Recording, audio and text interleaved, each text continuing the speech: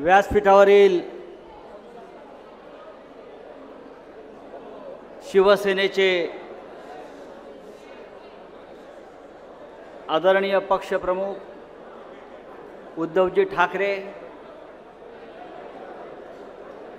शिवसेना नेते युवा सेना प्रमुख आदित्यजी ठाकरे, शिवसेनेचे सर्व मान्यवर नेते, व्यासपीठावरील सर्व प्रमुख पदाधिकारी, उपस्थित महाराष्ट्राच्या कानाकोपऱ्यातून आलेले शिवसैनिक बंधू भगिनी आणि मातांनो, महाशिबिराची सुरुवात झालेली आहे. फक्त नाशिकचंच नव्हे, महाराष्ट्राचंच नव्हे, तर संपूर्ण देशाचं वातावरण हे राममय झालेलं आहे. आणि त्या वातावरणामध्ये माननीय उद्धव ठाकरे साहेबांनी या महाशिबिराची ज्योत पेटवलेली आहे, मशाल पेटवलेली आहे.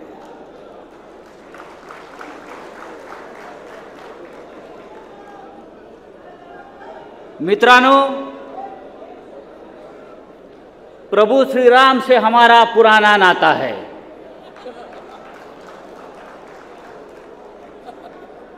श्रीरामाशी शिवसेनेचं अत्यंत जिव्हाळ्याचं, भावनिक आणि जुनं नातं आहे. ते फक्त एखाद्या व्यक्तीचंच असतं असं नाही, एखाद्या पक्षाचं असतं नाही. सगळ्यात जर पुराणं नातं असेल तर ते शिवसेनेचं आहे. शिवसेना नसती तर हे प्रदर्शन सुभाष देसाई साहेबांनी बाजूला लावलंय ते आपण पाहिलं असेल. शिवसेनेचे वाघ नसते तर, शिवसेना नसती तर अयोध्येत काल प्रभू श्रीरामाची प्राणप्रतिष्ठाच होऊ शकली नसती.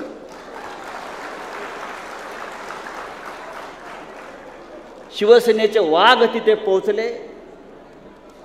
शिवसेनेच्या वाघांनी धैर्य दाखवलं, शौर्य दाखवलं. आणि म्हणून काल देशाच्या पंतप्रधानांना अयोध्येत जाऊन प्रभू श्रीरामाची प्राणप्रतिष्ठा करता आली. म्हणून शिवसेनेचं प्रभु राम से पुराना नाता है. लोक म्हणतात शिवसेनेचा संबंध काय रामाशी. समर्थ रामदासाने सांगितलेलं आहे, ते शिवसेनेच्या बाबतीतच सांगितलेलं आहे. आम्ही काय कुणाचे खातो तो श्रीराम आम्हाला देतो. तो राम आम्हाला देतो. आणि आमचा राम बाळासाहेब ठाकरे असेल, आमचा राम काळा राम असेल, आमचा राम अयोध्येचा राम असेल. ज्या ठिकाणी हे अधिवेशन होत आहे हे धर्मक्षेत्र आहे. हे धर्मक्षेत्र आहे, हे कुरुक्षेत्र सुद्धा आहे. कारण आजपासून या जागेवरून आपण कुरुक्षेत्रावर जी लढाई सुरू केली होती ती लढाई या कुरुक्षेत्रावरून, या धर्मक्षेत्रावरून आपण सुरू करणार आहोत. जो राम अयोध्येतला तोच राम या पंचवटीतला आहे. इथे पंचवटी आहे. आणि प्रभू श्री रामाच्या आयुष्यातलं, जीवनातला सगळ्यात मोठा संघर्ष कुठे झाला असेल तर तो या पंचवटीमध्ये, या नाशिक क्षेत्रामध्ये झालेला आहे. आणि म्हणून या पुण्यभूमीची, या युद्धभूमीची जी निवड केली माननीय उद्धव साहेबांनी अधिवेशनासाठी, त्याला एक फार मोठं महत्त्व आहे. मी जेव्हा म्हणतोय की श्रीरामाचं आणि शिवसेनेचं नातं आहे, ते नातं असं आहे, रामाचं जे धैर्य आहे ते शिवसेनेचं धैर्य आहे, लक्षात घ्या. रामाचं जे शौर्य आहे ते शिवसेनेचं शौर्य आहे. आणि रामाचा जो संयम आहे तो उद्धव ठाकरेंचा संयम आहे, उद्धव ठाकरेंचा संयम आहे. आणि आपण नातवाचे म्हटलो धैर्य हे मानव जातीला मिळालेलं सगळ्यात मोठं वरदान आहे. हे धैर्य जर नसतं तर शिवसैनिकांनी बाबरी मशीद तोडली नसती. ते धैर्य आमच्यापाशी होतं म्हणून आमच्या शिवसेनेच्या वाघाने अयोध्येत जाऊन त्यावेळेला बाबरीचे घुमट पाडले. आणि भारतीय जनता पक्षाकडे धैर्य नव्हतं म्हणून बाबरी कोसळतात त्यांचं धैर्यही कोसळलं आणि ते म्हणाले हे आमचं काम नाही. आणि त्याच वेळेला वीज कडाडावी तसे बाळासाहेब ठाकरे कडाडले. होय, हे काम जर माझ्या शिवसैनिकांनी केलं असेल तर मला त्या शिवसैनिकांचा अभिमान आहे. हे रामाचं धैर्य, हे बाळासाहेब ठाकरेंचं धैर्य. बाळासाहेब ठाकरेंच्या त्या एका वाक्याविषयी हिंदूंच्या मनातली मरगळ निराशा झटकली गेली. हे धैर्य बाळासाहेबांकडे जे आलं ते प्रभू श्रीरामाकडून आलं. या महाराष्ट्रामध्ये सुद्धा श्रीरामाचं वास्तव्य होतं आणि हे सगळं शौर्य आमच्याकडे श्रीरामाकडून आलं. धैर्य आणि आत्मविश्वास त्याच्यापाशी आहे किंवा जगात कधीच हार जाणार नाही आणि दिल्लीतील रावणशाही समोर झुकणार नाही. रामकथेचा कुठला संदेश असेल तर तो हाच आहे. डरो मत, झुको मत आणि सत्याच्या मार्गाने चला, हा रामकथेचा खरा संदेश आहे. मी आपल्याला सांगू इच्छितो, आपण इथे एका शिबिरासाठी जमलेलो आहोत. आपण इथून काहीतरी घेऊन जाणार आहोत. आपण इथून काय घेऊन जाणार आहोत तर लढण्याची प्रेरणा हे आपण इथून घेऊन जाणार आहोत. दशरथ माझी हे नाव आपण ऐकलं असेल. दशरथ माझी, ज्याला माउंटन मॅन, पर्वत पुरुष म्हणून ओळखला जातो. 22 वर्ष त्यांनी एक पहाड कापण्याचा प्रयत्न केला. एक पर्वत तो कापत होता. 22 वर्ष त्याला एक रस्ता बनवायचा होता. 22 वर्ष त्याने तो पहाड कापला. त्याने जेव्हा पहिला हातोडा त्या पर्वतावर मारला तेव्हा लोकांनी त्याची चेष्टा केली. हा दशरथ मागीला का वेळ लागले का? पण तो धैर्यानं हिमतीनं 22 वर्ष तो पहाड तोडत राहिला, कापत राहिला. तेव्हा त्या पहाडालाही त्याला रस्ता करून द्यावा लागला. तो त्याच्या समोर नम्रपणे उभा राहिला आणि तो सांगितलं त्या पर्वताने, तू धैर्यवान आहेस, तू मनुष्य हिंमतवाला आहेस, चल तुला जो रस्ता बनवायचा आहे, तुला जो मार्ग बनवायचा आहे, तू इथून मार्ग बनव. याला म्हणतात धैर्य आणि शौर्य. काही दिवसापूर्वी मी माननीय उद्धवजींबरोबर कल्याण लोकसभा मतदारसंघात गेलो होतो. प्रचंड स्वागत झालं. स्वागताची तुलना मी करतो. प्रभू श्रीराम जेव्हा वनवासानंतर अयोध्येत गेल्यावर त्यांचं ज्या अयोध्येत स्वागत झालं होतं त्या प्रकारचं स्वागत मी कल्याण लोकसभा मतदारसंघात उद्धवजींचं पाहिलं. त्या प्रकारचं स्वागत मी काल नाशिकमध्ये भगूरला गंगातीरी काळाराम मंदिरात पाहिलं. पण मला एका वाक्यानं माझं लक्ष वेधून घेतलं. त्या होर्डिंगवरच्या उद्धवजींच्या त्या होर्डिंगवरती 2 शब्द होते, संयमी योद्धा. संयमी योद्धा. संयमी योद्धा ही उपाधी प्रभू श्रीरामाला शोभून दिसत होती. ही उपाधी आता उद्धव ठाकरेंना शोभून दिसते. संयमी योद्धा. संयम आहे आणि युद्ध करण्याची त्यांच्यामध्ये ताकद आहे.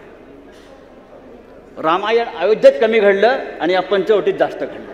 या नाशिकमध्ये जास्त घडलंय, या महाराष्ट्रात जास्त घडलेलं आहे.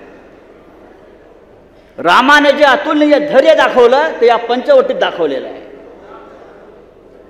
शूर्पणखेचं नाक जे कापलं ते या पंचवटीत कापलं गेलेलं आहे.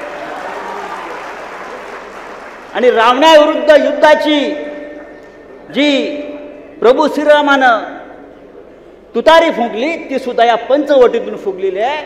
आणि म्हणून आपण या इतिहास उभे आहोत हे लक्षात घ्या.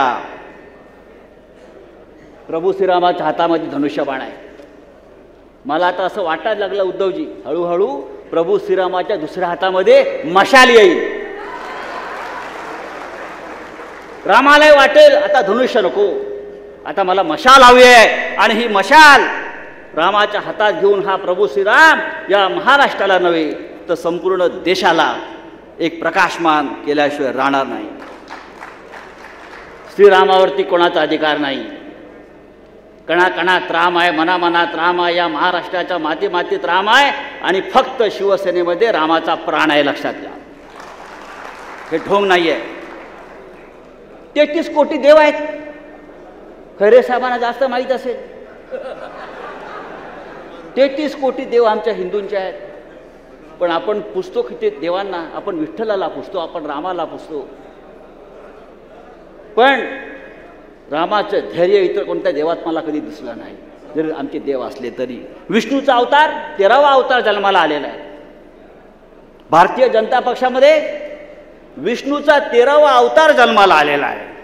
भाजप कुळात विष्णूच्या 13व्या अवताराने जन्म घेतलेला आहे. आम्ही आमच्या रामाला पूजू, तुम्ही तुमच्या विष्णूला पूजा, इतकंच मी या क्षणी सांगतो. पण रामाचं धैर्य ते विष्णूचं धैर्य नाहीये. लक्षात घ्या. तुम्ही विष्णू पुराण वाचा, विष्णू पुराण पहा, विष्णूचे चित्र पहा.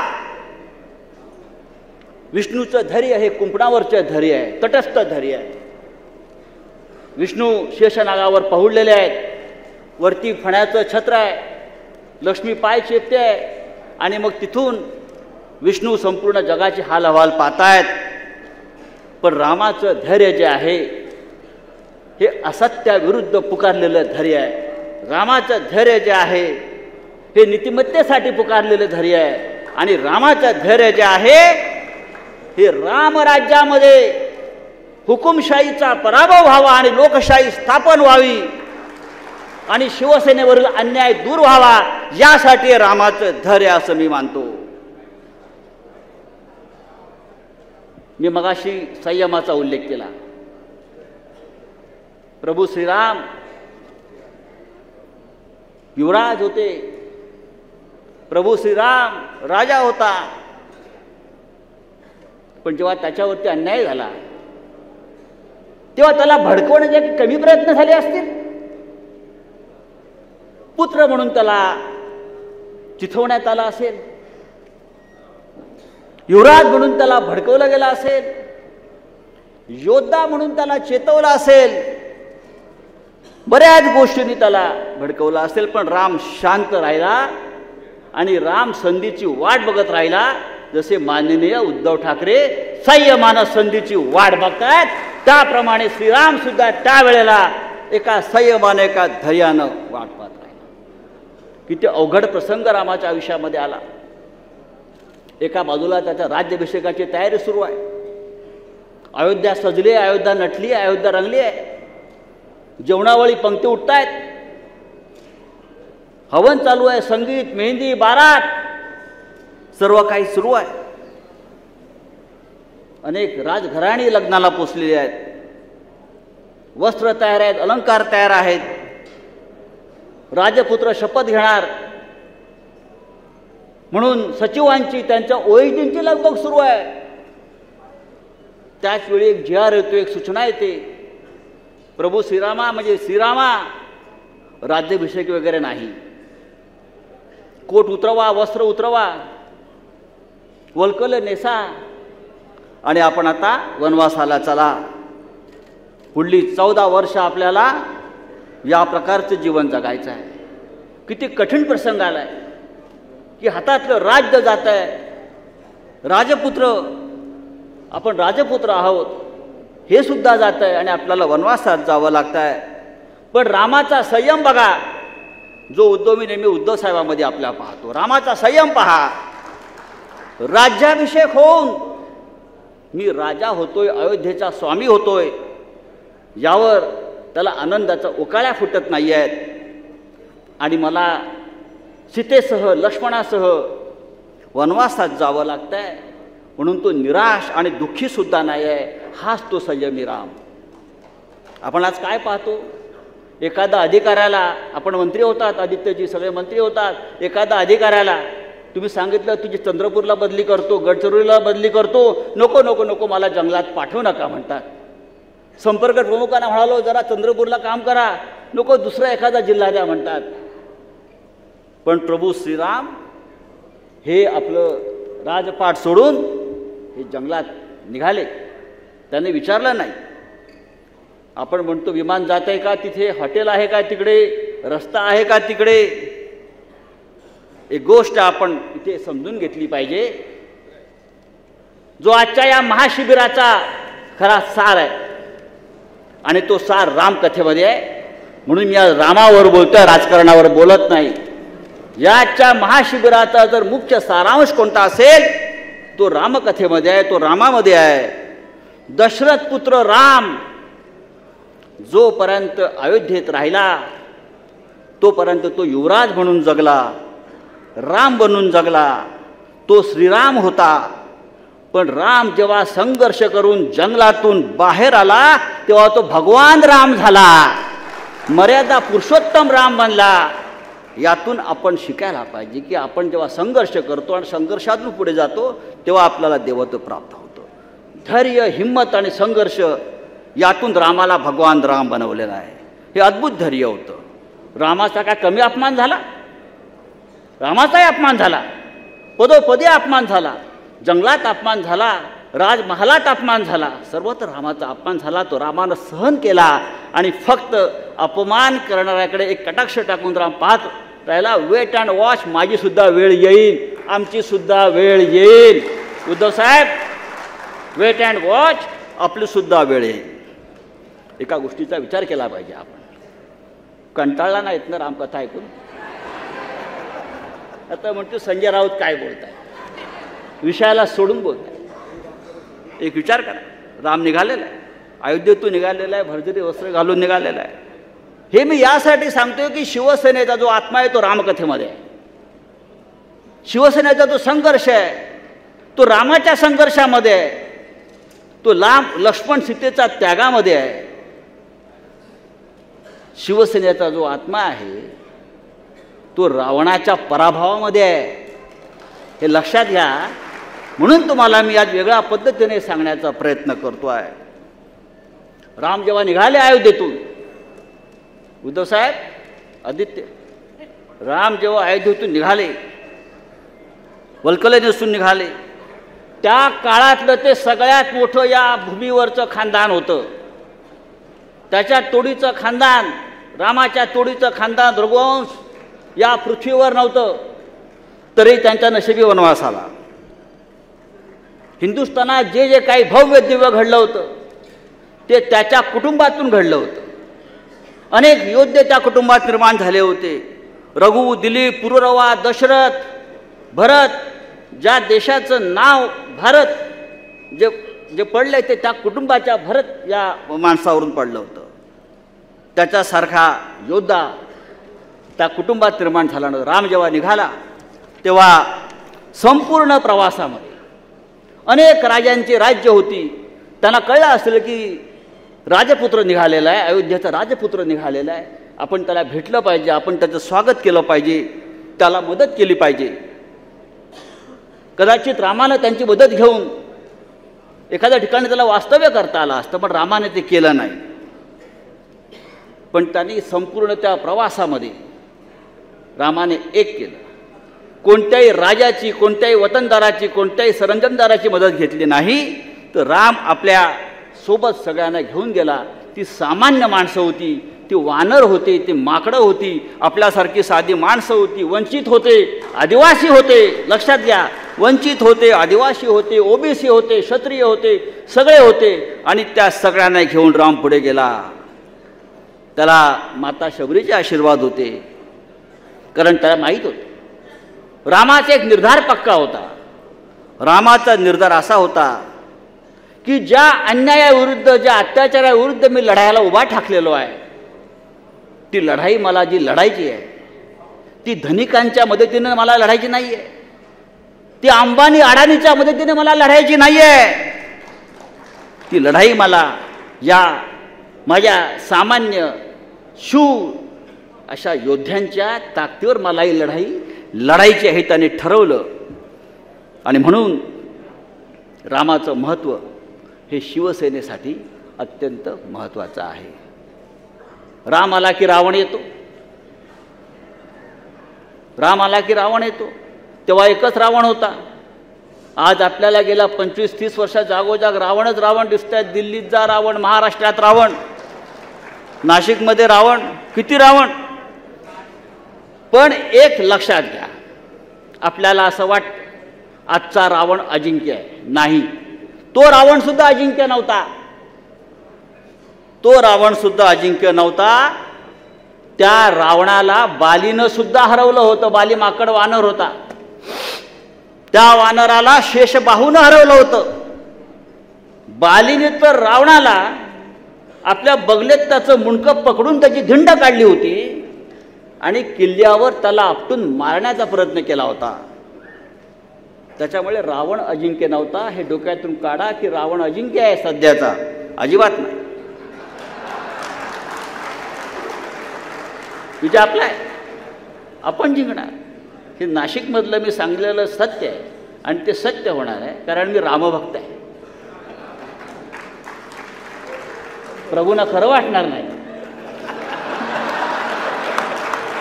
माझ्या पाठीशी प्रभू आहेत, पण मी रामभक्त आहे. बजरंगबली हनुमान जेव्हा सीतेचा शोध घेण्यासाठी लंकेत पोहोचला, हनुमानाला अटक झाली. रावणाचे सैनिक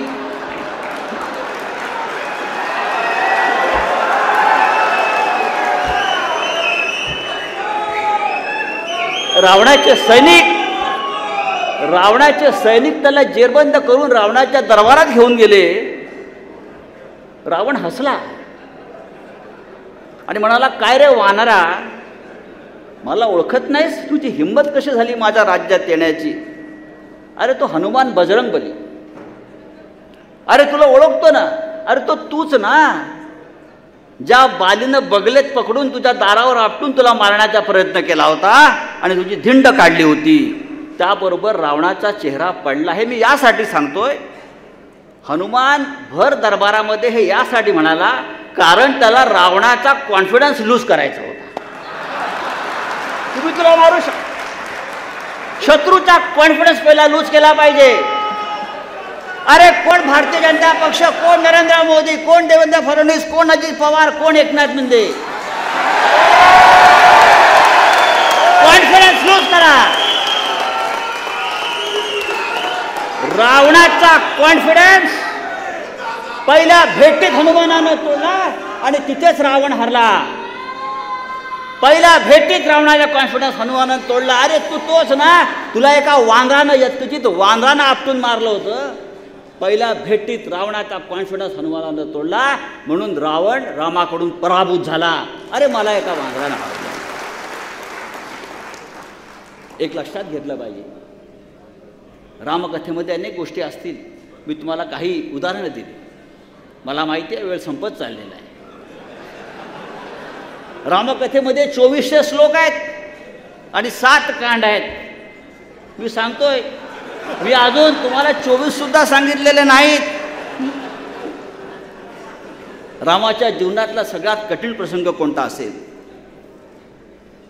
तर तो लक्ष्मणाला मूर्छा आली, लक्ष्मण कोसळ. हा त्याच्या जीवनातला सगळ्यात कठोर प्रसंग होता. हनुमानाला सांगितलं, संजीवनी गुटेगाय घेऊन या. हनुमान विसरला आणि अख्खे मेडिकल स्टोअरच घेऊन आला उचलून. त्याला हनुमान म्हणतात. आपण इथे सगळे हनुमान बसलेले आहेत, लक्षात घ्या.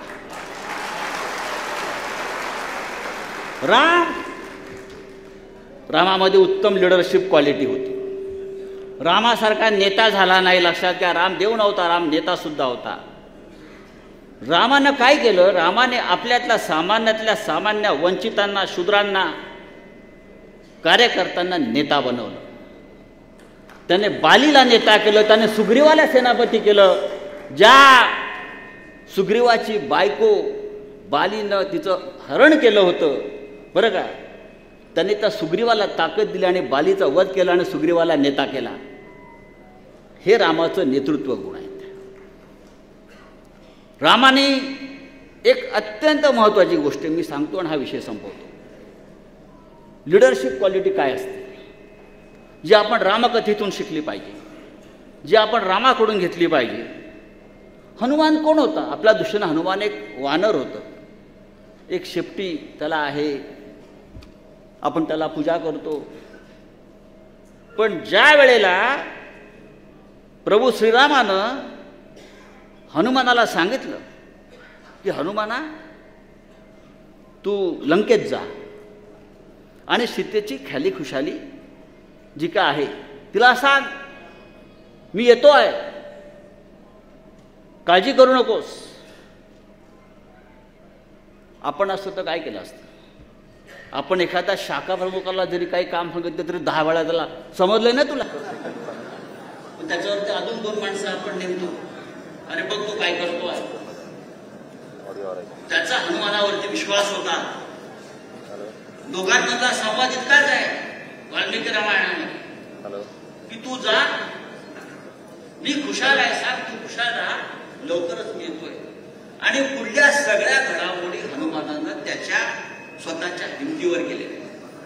हनुमान गेला, त्याने सूक्ष्मरूप धारण केलं, त्याने लंकिनीला मारलं, त्याने सीतेला आमची दिली, मग त्याने स्वतःला अटक करून घेतली त्यावेळेला. कारण त्याला रामाच्या दरबारात जायचं, त्याने स्वतःला अटक करून घेतली. त्याला रामाचं राज्य पाहायचं होतं, म्हणून रामाचं राज्य पाहायचं होतं, म्हणून त्याने स्वतःला अटक करून घेतली. तो गेला, रावण चिडला. आता काय करायचं? त्याच्या शेवटाला आग लावला. आता झालं काय? शेपूट कोणाचं? हनुमान. तेल कोणाचं? राज्य कोणाचं जळालं? त्याला म्हणतात लिडरशिप क्वालिटी. तुझ्या पैशाला तुझं राज्य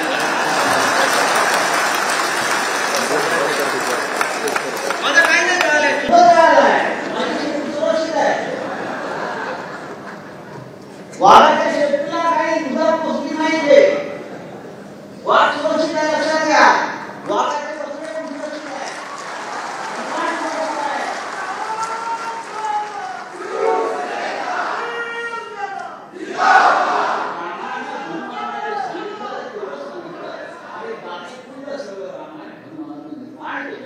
याला म्हणतात लिडरशिप क्वालिटी, नेतृत्व, आपल्या सहकार्यावरती विश्वास.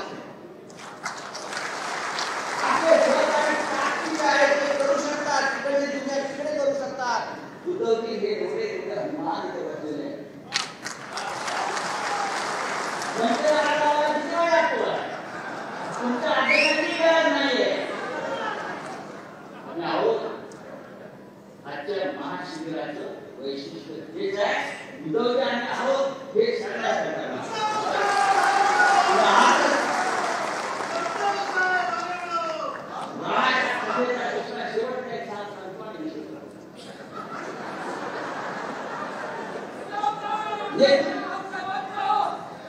जे ईश्वराने निर्माण केलेलं आहे ते माझं भाग्य. जे ईश्वराने निर्माण केलेलं आहे ते माझं भाग्य आहे. फालतू फालतू निंदेच्या कारस्थानाला माझं साध्य करायला आमच्या खात्यात आहे. त्यावेळी सगळ्यांनी घडून गेलो. समय से पहले और भाग्य से ज्यादा कुछ नहीं मिलता. हा रामकथेचा मुख्य सार आहे. आम्ही घडून गेलो, आम्ही जिंकू आणि आमचे राज्य तुम्ही हिसकवण्याचा प्रयत्न केलेला आहे. त्या राज्यावर तो मगाशी आपण जे भगवा झेंडा फडकवलाय त्यापेक्षा उंचा भगवा झेंडा धर्माला तो आपण फडकवू. हे आपलं महाशिवरात्री आहे. उद्धवजी हे हनुमान आहे. जय हिंद, जय महाराष्ट्र आणि जय श्रीराम. एबीपी माझा, उघडा डोळे बघा नीट.